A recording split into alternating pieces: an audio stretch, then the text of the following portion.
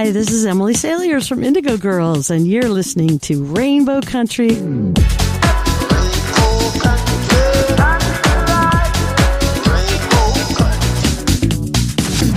The views and opinions expressed on the following program are those of the persons appearing on the program. Today on Rainbow Country, queer activist and founder of the Black Eagle Kennel Club, ARGO, joins me to talk about all things kink. That and more in episode 366, so stay tuned. The Gay Talk Radio right here on Rainbow Country.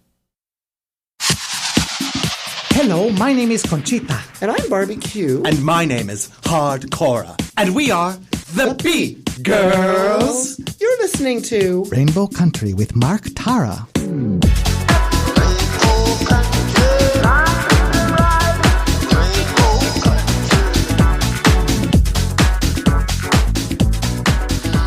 Well, hello and welcome to a brand new journey through Rainbow Country. As I like to call it, a little gay radio show working to give voice to the LGBT community and beyond. And as always, I am your tour guide through Rainbow Country. I'm producer and host, Mark Tara. By the way, Rainbow Country originates from CIUT FM in Toronto, and now proudly in syndication on 12 outlets across Canada, from coast to coast to coast. The Yukon, British Columbia, Saskatchewan, Manitoba, the east coast of Canada in Newfoundland, Ontario, even down to Buffalo, New York, and online. Well, thanks to you tuning in, streaming, downloading, but ultimately listening. Together we continue to build Rainbow Country into a nationally syndicated gay radio show, a #1 LGBT podcast on Podomatic.com's gay and lesbian chart, as well as being recognized as Canada's #1 LGBT podcast on feedspot.com. So today, we find out about the Black Eagle Kennel Club, one of the world's largest and most active groups that welcomes all pups and handlers, regardless of gender, sexuality, or experience level. Joining me in conversation is ARGO, queer activist and founder of the Black Eagle Kennel Club, and he joins me to talk about all things kink. Plus an hour or two, music from LGBT artists, independent artists, voices that we've come to know and love in classic disco, classic 80s, classic house, and on this episode I'm featuring some classic house, some queer electronic, and more. All that lies ahead as we start Journey 366 through Rainbow Country. And when I return, we talk about kink.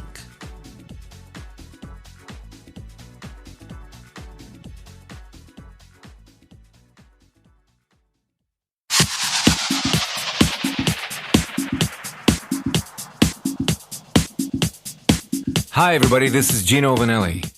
You're listening to Rainbow Country with Mark Tara.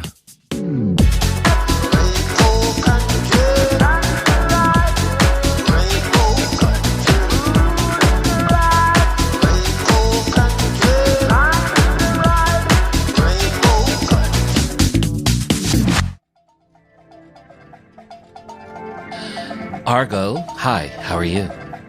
I'm good. Thanks, Mark. How are you?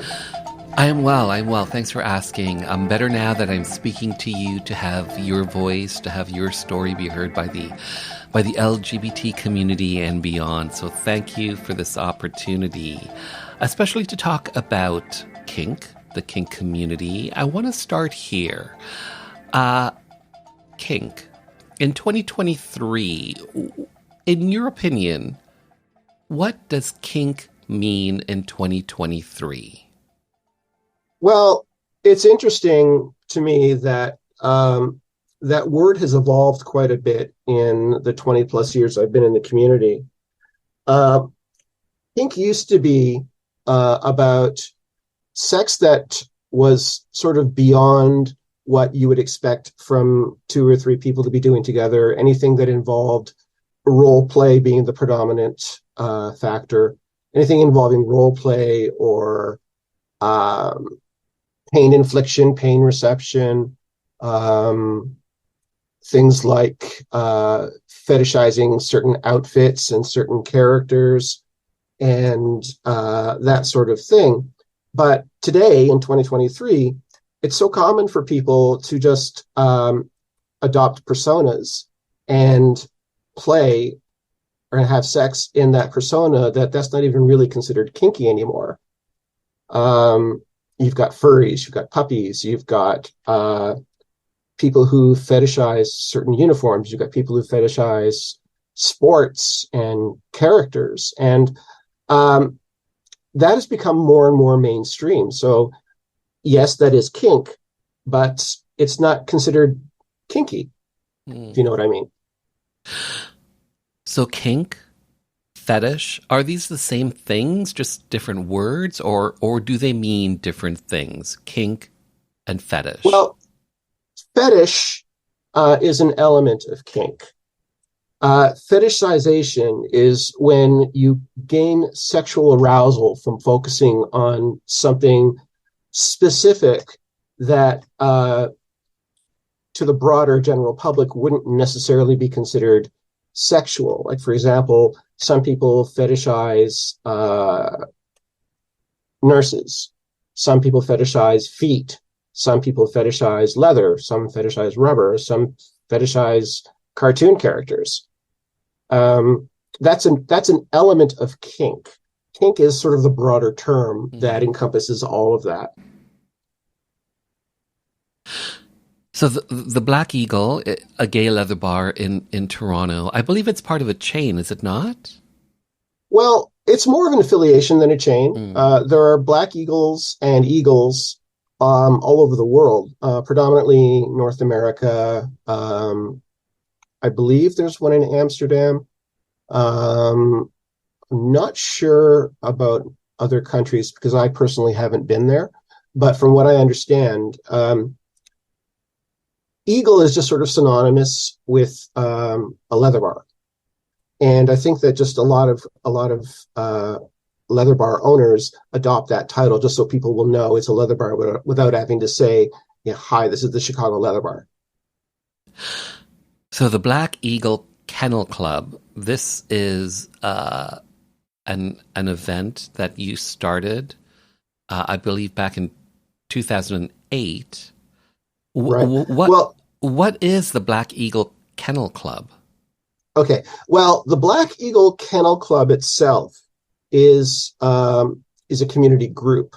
What started in 2008 were the pup nights at the Black Eagle.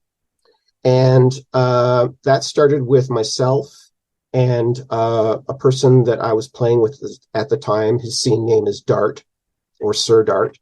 And we just started by doing the pup and handler thing at the Eagle in October of 2008, after what was then the Church Street Fetish Fair, because we had done a demonstration in Barbara Hall Park that August, and we got such a positive response from it. We thought, hey, let's try doing an event like this at the Eagle.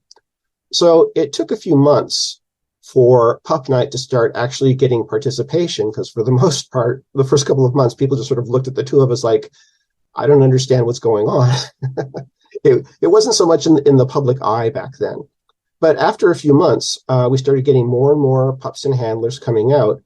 And eventually, over the next couple of years, the group got so large that, the attendance got so large that we created the group, the Black Eagle Kennel Club, of which I am the founder.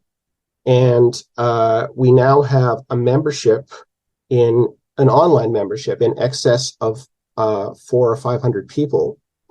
And we have 2 events every month at the Black Eagle Toronto. And typically, we bring out about 100 people every time, mostly pups, but a lot of observers, some handlers. And I'm quite pleased that it's taken off the way it has. And this is known as puppy play. This has nothing to do with the animals or anything. No. It's all people. The dogs are actual bio dogs are never involved. Right. And yeah, unless somebody brings a service dog, and then that dog just sort of sits there and watches, so and is very confused. So talk to me about puppy play. What is puppy play? Puppy play, essentially, is where you either have a human pet that acts and sometimes dresses like a puppy, or you are the human pet who acts or dresses like a puppy. It's very broad in scope. There isn't any particular preferred role. There isn't any particular preferred way to be a puppy. Some people have sexual relationships with their puppies. Some don't. Some groups have a handler and a puppy, and some groups don't have a handler. They just have an alpha pup, a beta pup, and so on, and they have their own little packs of people. And it's basically a very physical form of play. Puppies tend to wrestle a lot and sniff and hump, and it's a lot like bringing your dog to a dog park, but the dog is a person, usually wearing a dog mask. And this has been around for how long, do you think? Like this sort of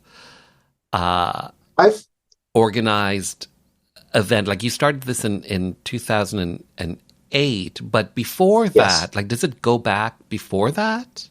Oh, it goes back much farther. I know people I've met people who have been pups for 30, 40 years. Okay. This is something, again, it's been around for a long time, just like leather, just like any other kinky thing. But it took a while for people to be brave enough to bring it out in the open. People are becoming, at least in Canada, are becoming more open-minded about role play and sex and kinky play in general. So the movement has been gaining a lot of steam. In the last 7 or 8 years especially, the number of pups has grown exponentially out in the public eye. Now, again, it's hard to know how many pups there were 30 years ago, but you can buy pup hoods on Amazon now. There are a lot of pup groups all around the world. There are puppy contests all around the world. It's become quite a phenomenon. And I think the reason is that it's very accessible. There aren't a lot of rules beyond safety rules, and there aren't a lot of protocols. And people genuinely have a lot of fun with it.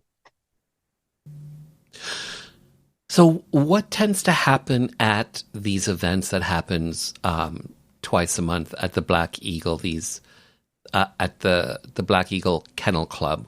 How, if a person comes in there and they're new to this, what might they see?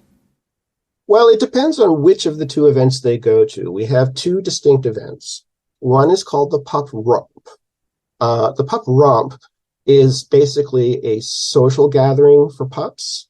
You'll see the back half of the eagle completely covered in wrestling mats, and there will be anywhere from 30 to 80 people in various states of nudity, some completely nude, some not, wearing pup hoods and sniffing each other and hugging each other and climbing all over each other and basically being their dog selves. Now, that one is very PG. I mean, we do allow nudity, but the other event is called Bad Dog. And Bad Dog is very different. Bad Dog is a puppy sex party. That's where most of the pups will be nude except for their hoods. There will be oral penetration. There will be anal penetration. There'll be vaginal penetration in full view, like right there on the floor of the Black Eagle, so everyone can see. It's actually becoming more popular than the Pup Romp event because for one thing, it's more fun, I think. because you're not restricted. I mean, if you're playing with a puppy and you realize that you're both into each other, then you can carry it even further. Plus, the fact that you're wearing a mask gives you a certain level of anonymity, and with that, you get a certain level of freedom. And there are security people, usually myself and 3 or 4 other people, making sure that everybody is safe, making sure that nobody does anything outside of consent, and anybody who isn't supposed to be back there or who doesn't understand the rules, we either explain the rules to them and hope that they abide by them. And the minute that it looks like they're not going to abide by them, we escort them out. So people feel very safe and they feel very comfortable expressing themselves basically as unrestrained animals. And who are the people that attend these events? They're obviously members of the Black Eagle Kennel Club, but is that strictly who attends, or can anyone who comes into the Black Eagle on that specific night partake or something? Most of the people there are members of the Kennel Club. Okay. However, we will allow anyone, as long as they read the rules, they sign a document acknowledging that they've read the rules and they understand the rules, and then they obey the rules. We have pups coming in from, often coming in from London, Ontario, from Ottawa, from Barrie, Buffalo, very frequently from Montreal. We've had a few from Kingston and Belleville. It's quite a draw because we've earned a reputation over the past 15 years of being a good event, which is something I'm rather proud of. And people feel very, very safe. And I've had female and trans pups tell me it's one of the few kink events they will go to because they feel safe and they feel included. And we've worked very, very hard to make it inclusive and to make it safe. So you started the Black Eagle Kennel Club, I believe, in 2008. Why, and you touched on this earlier, but why did you start it? Well, to be honest with you, in the beginning, it was just for fun. Mm-hmm. And I didn't think too much beyond what was going on at the time. I mean, back in 2008, as I said, for the first couple of months, it was just myself and Dart. And then bit by bit, a few more pups started showing up. And all of a sudden it was like, okay, we've got 5 or 6 pups here, but, is this enough for the bar to be happy? But the owner of the Eagle, Carlos, was incredibly supportive and incredibly encouraging. And he said, be patient. Let it go. Let it keep growing. And as people see you're having fun, they'll want to join in. And that's exactly what happened. And it just became so large so quickly that I felt, we better get organized.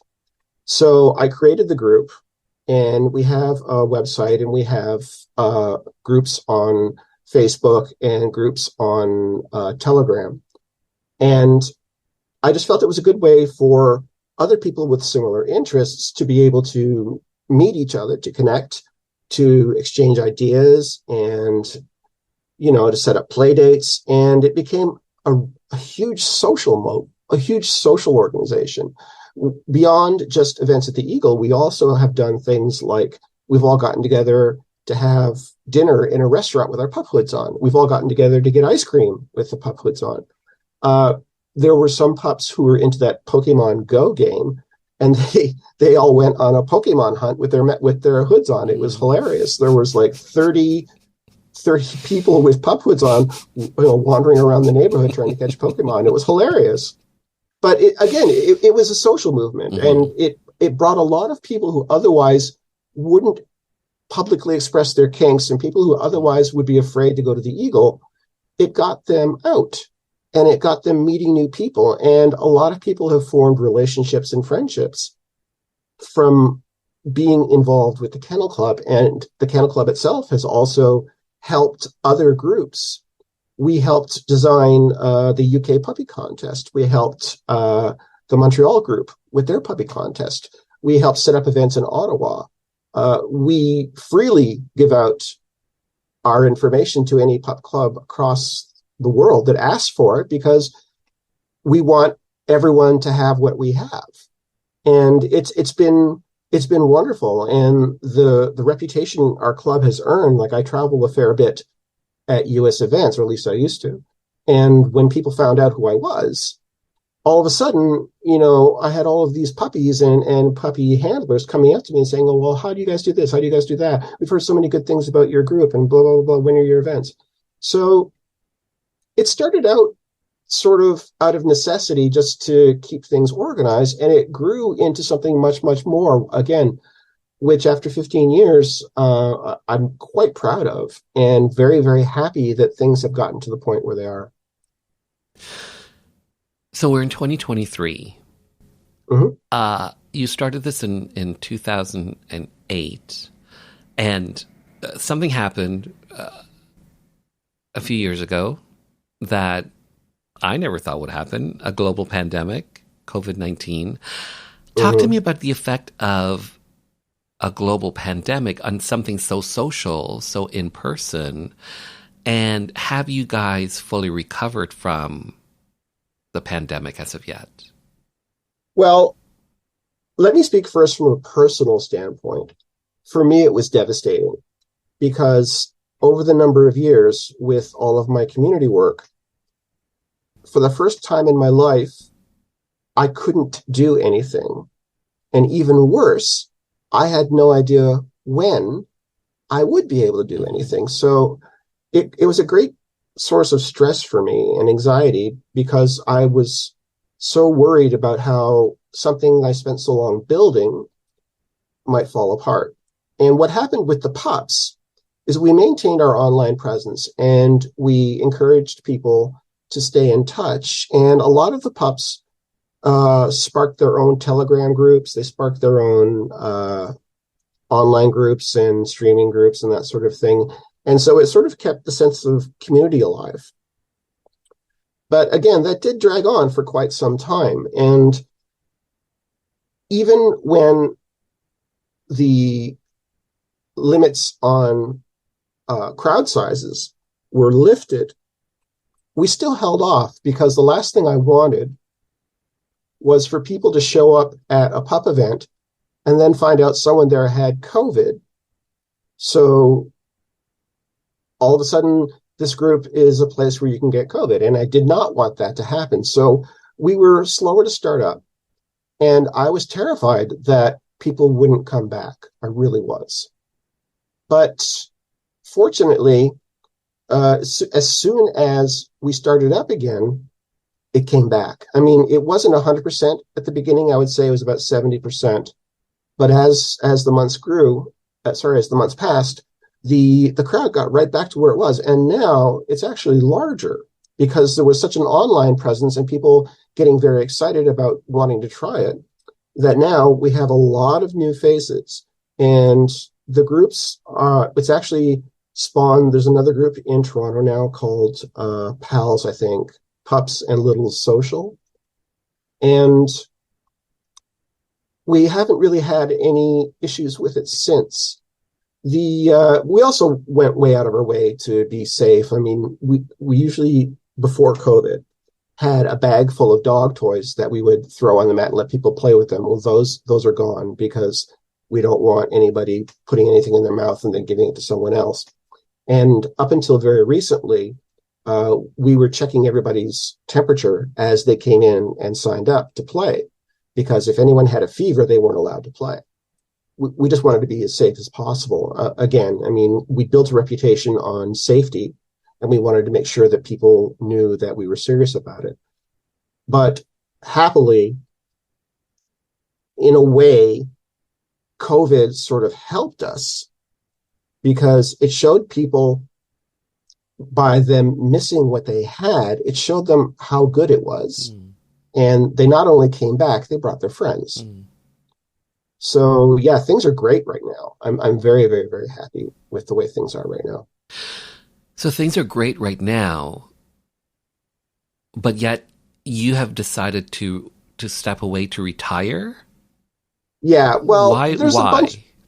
Well, there's a bunch of factors involved in that. Over the course of COVID, I lost my mother, and then I lost 2 aunts and 3 uncles and a friend. And then in December, I lost my father. And I realized that I had been spending so much time doing things for other people that I wasn't taking care of myself. I was aside from the pup events, I was also running a KINK 101 event at the Black Eagle. And I came to the realization that this year, 2023, marked 15 years of pup events at the Eagle, the end of 20 years of community service, because I was Mr. Leather Toronto in 2003, and I never stopped doing community stuff. And also in September, I turned 60. And I came to the realization that I'd always been on my mom and dad's case: go out and have fun. I don't want your money. Just go do things, have fun, enjoy your life. And they didn't. And I didn't want to repeat that mistake. I wanted to be able to go out and do things while I still was happy and healthy. And I have a wonderful husband. And I felt it was time for me to have my life all to me. And I mean, I'm not going to completely abandon community events, but I don't want to be responsible for them anymore. I've spent 15 years, as far as the puppy community goes, I spent 15 years building something of which I'm very proud of. And I had to come to the realization that one person cannot be responsible for an entire community. I had to let go of the reality that it may stop after I stop running it. It may not. I'm hoping that people will appreciate it enough that they will keep it going. And right now, I have every indication to believe that it will.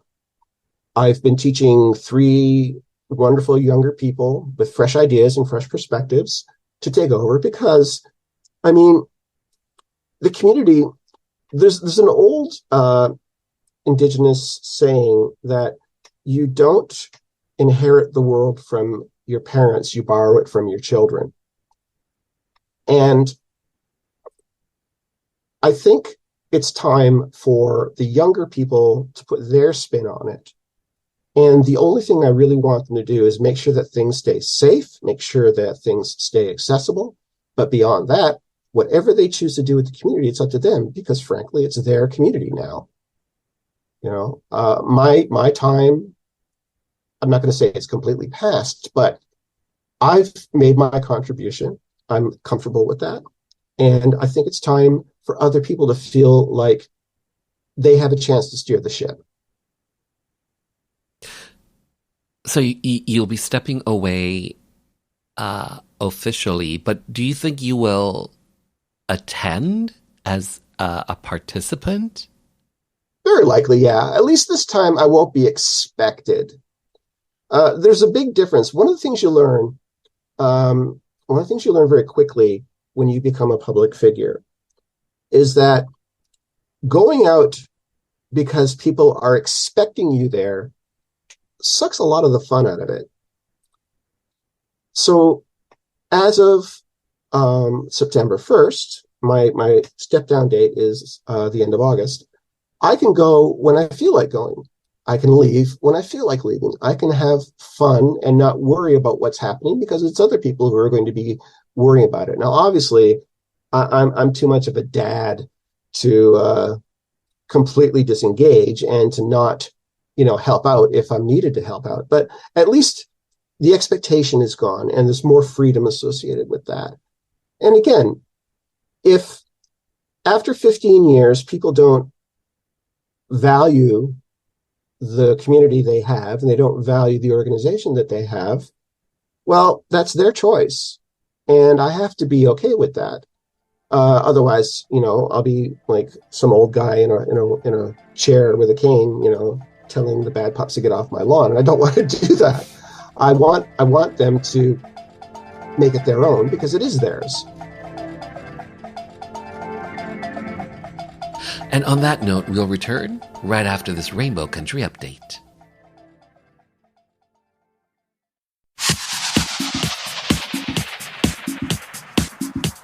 Hi, I'm Paul Poirier, Canadian champion in ice dance and 3-time Olympian, and you're listening to Rainbow Country with Mark Tara.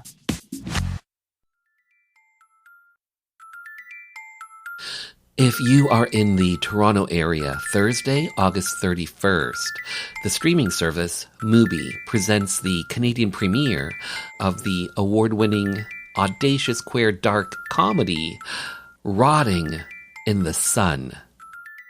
Check out the trailer. If you're doomed to live in torment, nothing can keep you from it.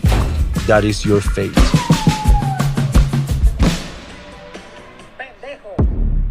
Ahora, si me permites, acabo de llegar de Cicatela. Yo creo que igual ni te hace falta. Sí, Cicatela.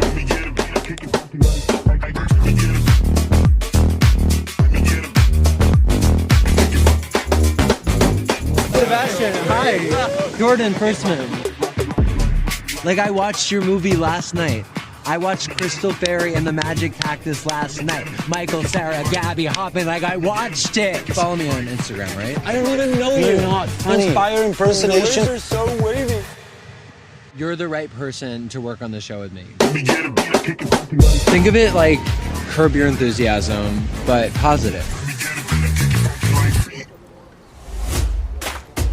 Señora, I'm looking for mi amigo, Sebastian.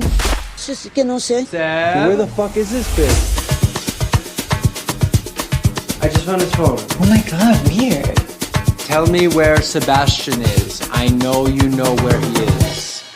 Dime dónde está Sebastián, sé que sabes dónde está. Sebastian, if you're watching, come the fuck home. Haz lo tuyo mejor. Eso. Yo lo único que quiero es que todo esto se resuelva así. Why don't you like me? Tell Sebastian that I am his worst nightmare and that nobody ghosts Jordan Firstman. Mubi presents the Canadian premiere of the award-winning dark queer comedy Rotting in the Sun, followed by a virtual Q&A with the film's director, Sebastian Silva. This is happening Thursday, August 31st at Toronto's Paradise Theatre. For more information, check out the website paradiseonblore.com/calendar and look for Rotting in the Sun.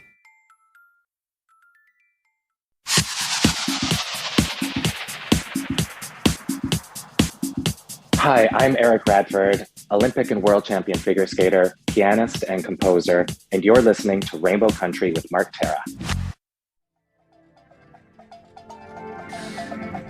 So, Argo, you are someone who is multifaceted. You are a creator. You created the Black Eagle Kennel Club. You are also a community activist. You started this event back in 2008. You were just saying that I believe 2003, you were Mr. Leather Toronto. Yes. You've seen the community, the LGBT community, the gay village evolve and change. In your opinion, how has the community, how has Toronto's gay village evolved in 2023? What are you seeing? And does anything that you see concern you? Well, does it concern me? Does it concern you that there are no women's spaces? There are no lesbian bars? I remember once upon a time there was the Rose. I believe it was on Hayden Street. There was the Rose. There was Pope Joan on Parliament Street. Yeah. These spaces there was another great place at the corner of Carlton and Church, whose name I can't remember. I mean, what's happened in the last 20 years that I find most notably is, well, to be blunt, the people don't really have each other's backs anymore.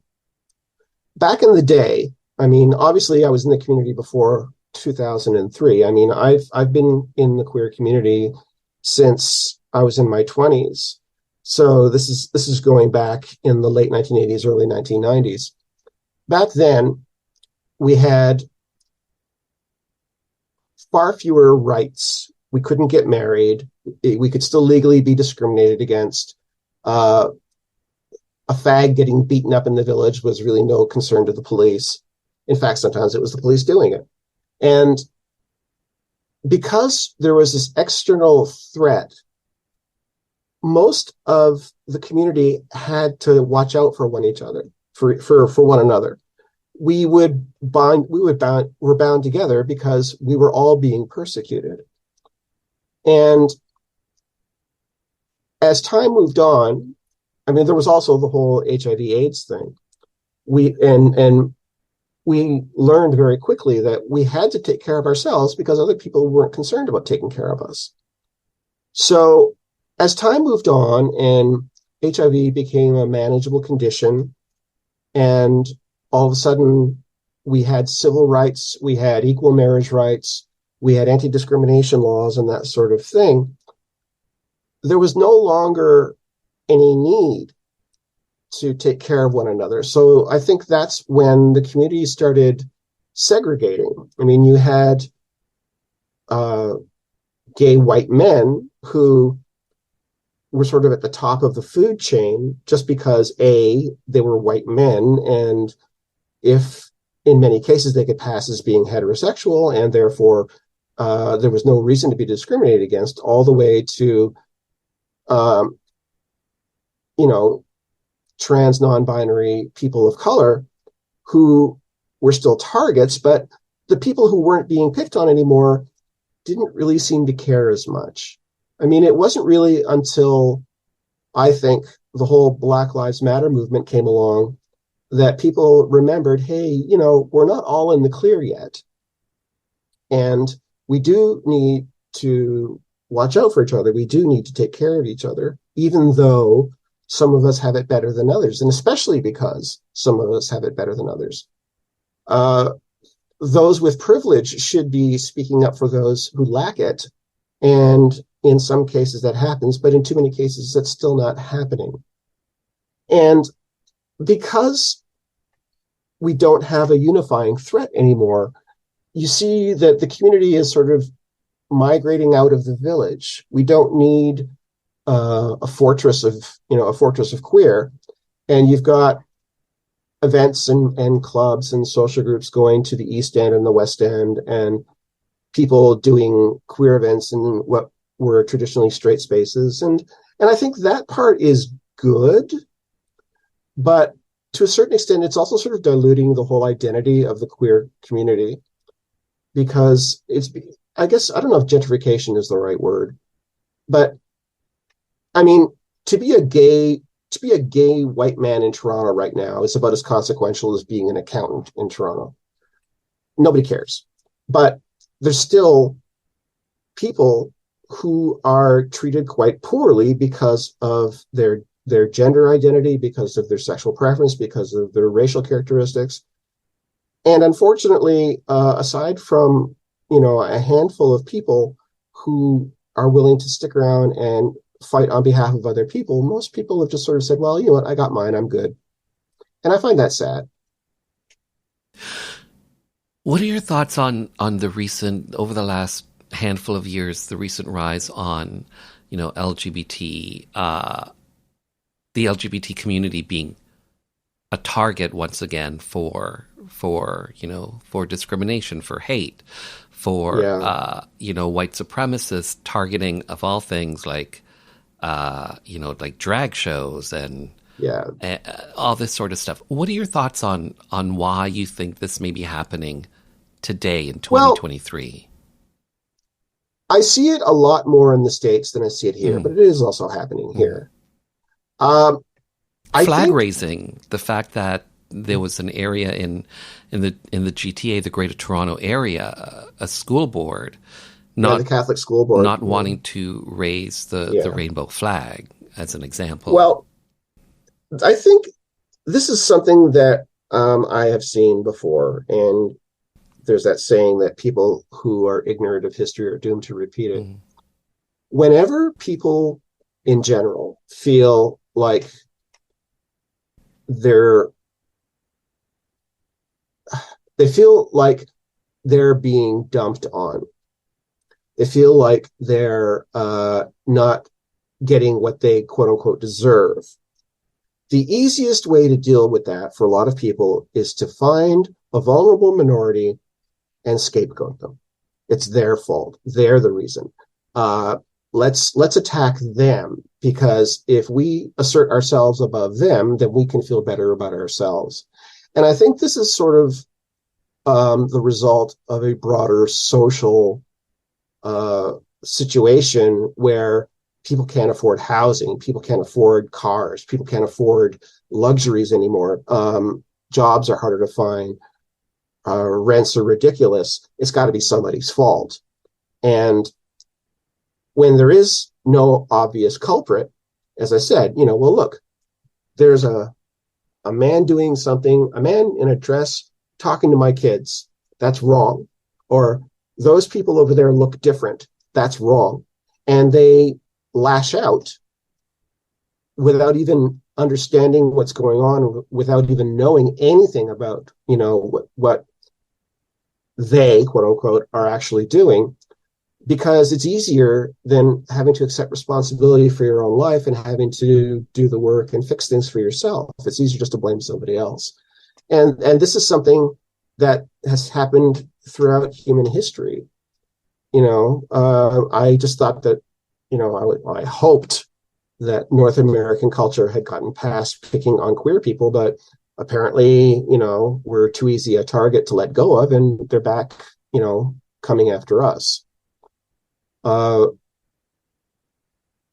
It's not like, Wanda Sykes, the comedian, who I adore, she there's a meme going around saying that until a drag queen beats 9 school kids to death with a copy of The Grapes of Wrath, I think y'all are focusing on the wrong shit.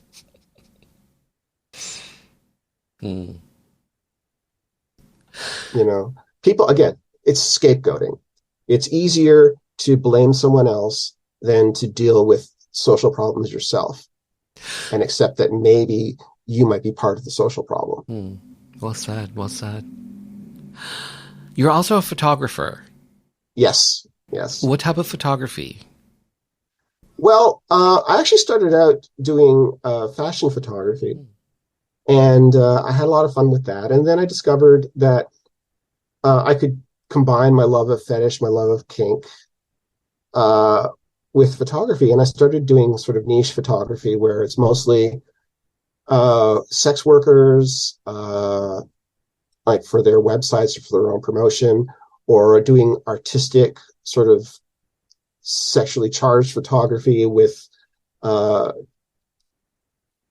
fetish wear or with implied nudity, whatnot. Like I don't want to take pictures of people with hard-ons. Everybody does that. I would rather make a really beautiful photo of someone whose genitalia is artfully, either hidden or displayed. But one of my favorite things has always been, if I see someone on the street and I think they're beautiful, and I'll say, hey, look, I'm a photographer. Here's my card. I'd like to photograph you. And they say, well, I don't think I'm pretty enough, or I don't think I'm good looking enough. And I said, well, I think you are, and I would love to show you. And I never post a photo unless I get permission from the model. But it used to bring me so much joy to get someone who didn't believe that they were model material, take some photos of them and show them and watch their eyes widen when they see, oh, maybe I am better looking than I thought. That always made me feel good. And whether I made any money from the photo shoot or not wasn't really important. I did do paid gigs, and I still do from time to time. But for the most part, okay, I have this philosophy that anyone can point a camera at something beautiful and take a nice picture. But it takes a certain eye and a certain gift or talent or whatever you want to call it, to look at something that most people would think is ordinary and find the beauty in it. And that's what I love more than anything, is finding the beauty in things that sometimes people don't even notice, you know? I don't know. It's my father. If I can go off track just for a second, my father was one of the most loving, caring, and generous human beings you could ever hope to meet.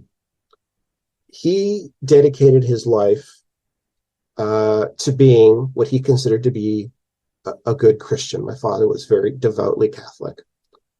And he would help people to the point where my mother would get mad at him because she'd say, you know, they're taking advantage of you. And he'd say, I know, but it's the right thing to do. And he earned great joy by helping other people, by doing things for other people. And I grew up thinking, I want to be like my dad. I want to be able to do what my dad does. And when he passed, it was very hard for me because he was always my example. And I just hope that, you know, someday someone will look back at what I did and who I was and say, you know what, he was a good person and he did good things. And it's all of it is because of the example my father set for me. I was very, very lucky to have a man like him in my life, especially him being so religious that when I told him that I was gay, yeah, at first it was hard for him and he was very against it. But he realized, well, you know what, you're my son and I love you. And maybe the church has a different way of looking at you, but, you know, church be damned, you're my son and I love you. Wow. And he sort of inspired me to get involved with community work because my father did all kinds of community work. He owned a car dealership in our town. And when he became really successful, he donated 2 ambulances to the local hospital, you know, and he didn't like put it in the newspaper or anything like that. He just, you know, here, you know, here's my contribution to the community. And he was involved with organizations for fundraising and for all that sort of thing. And at his funeral, the priest said, if there is a heaven, your father will be holding the door open for people to come in. You know, and it's like, I don't see how anyone could grow up with an example like that and not want to follow it. I mean, I just do small things here and there, and you know, I do my community stuff, and I try not to take too much credit for it because, you know, it's I'm not doing it for the credit. I'm doing it because I believe it's the right thing to do. But, you know, it was just in me from my father that I thought that I'm in a position to help people, so I should. I'm in a position to make things a little bit better for some people, so I should. But then again, you know, I've done it for 20 years. I think I've done enough. So, you know, anyway, sorry for going on. It's just that, you know, I'm still kind of mourning the loss of my dad. Well said. Well said. So, 2008, you started the Black Eagle Kennel Club. Yes. Some 15 years on, you're choosing to step away in 2023. Mm-hmm. So here's my last question for you. What's next? What's next? Well, this is going to sound terrible, especially after what I just said, but my father's estate left me with enough money that I'm not worried about my retirement anymore. So I'm going to go to Tahiti. Okay. I've always wanted to go to the South Pacific, and that's my thing now. It's one of my bucket list things. I'm going to start checking off bucket list things. And I have I'm married to Jeremy Feist, who is fairly well known in the community. He's a wonderful husband and partner. And we are going to be able to do more things together and not worry about scheduling because, oh, wait, I can't do it on that weekend. I have an event. I can't do it on that week. I have an event. So I'm, at least initially, I'm going to take some time for me and for Jeremy, and we're going to go do fun things. And then, I don't know. I have a background in kink education, and Jeremy's going to continue the Kink 101 at the Eagle, and I'm going to help him once in a while, whenever he feels like he needs me to help him. But there are other people in this community who are also quite giving. And we're talking about restarting the 101 kink education program that the AIDS Committee of Toronto used to support. And I also ran a program back in the day called So You Want to Be Kinky, which was basically an introduction to the basics of kink for people who had zero experience. I used to call it kindergarten. And to teach people, okay, this is how you find someone safe to play with. This is how you ensure your own safety. This is how you say no when you're feeling unsafe. This is how you do this safely. This is how you do that safely. And trying to possibly, maybe get a space at the 519 or somewhere and just doing, maybe monthly or quarterly classrooms, because there's a wealth of experience and education in this community. And one of the founding principles of the leather community was that once you had learned and gained mastery of a skill, it was your responsibility to pass it on to the next generation. And with sort of the decline of that sense of community that hasn't really continued, at least not enough to my liking. So I imagine in the future that that'll be part of it, because me standing in front of a classroom and talking for an hour and then showing people for an hour, it's a lot less draining than trying to control, 80 pups and people who are trying to get in and see what's going on and having to organize, all that other thing. And I'll have, as I said, there are a number of very skilled and knowledgeable players, people who are experienced in kink and kink play. There's a multitude of them in Toronto, and a lot of them would be more than happy to share what they know. And I think that it's important because, what a lot of people do now in the name of kink, they've watched in porn or on Twitter and stuff like that, and they don't understand the nuances because you can't ask a video questions, and also they don't understand that porn is not reality. That for example, you can't just walk up to someone, put them on all fours, then go elbow deep in their butt. There was probably a couple of hours of preparation before you got to that point, but for the sake of the video, they never show it. Or they'll show someone being flogged or whipped or that sort of thing, and they don't talk about, well, okay, here is how you do this safely, and this is what you absolutely cannot do, and these are things you should never try, and blah, blah, blah. So I think there needs to be, if kink is going to continue safely, and if the community is going to grow, someone has to show people the basics and get them started in a good direction. So, I think that's probably down the road at some point. But right now, I want to focus on me because I've been spending so much time focusing on everybody else. Well, Argo, I have to say thank you so much for your time. Well said, well done. Thank you for your contribution to the LGBT community, the kink community. Well done, and thank you for being on the show. Well, thank you for yours, for providing a voice for us.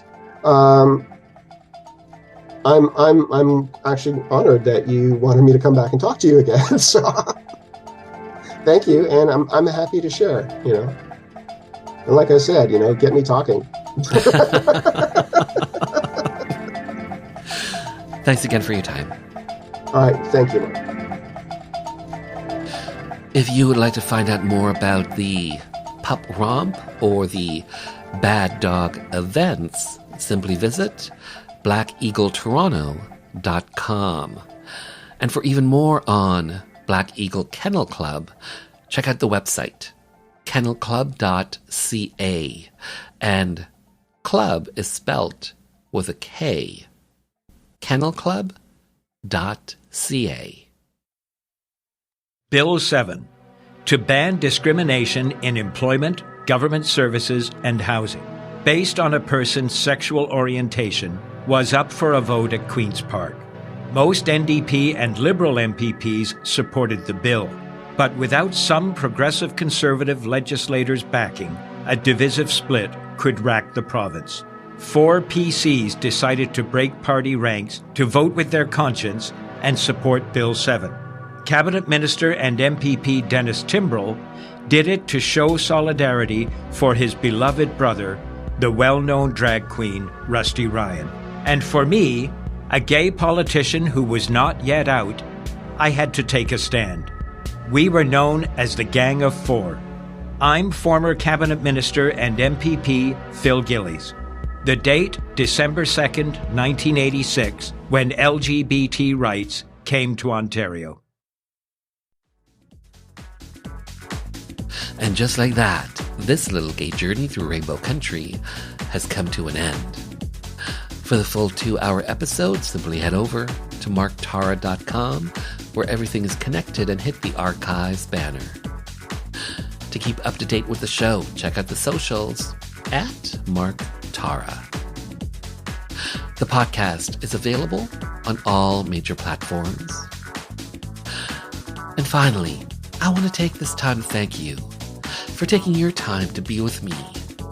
Remember, we are living in days of making dreams come true, so believe in yourself, and the world will believe in you. My name is Charles Officer, and I'm the writer and director of Invisible Essence, The Little Prince. You're listening to Rainbow Country with Mark Tara.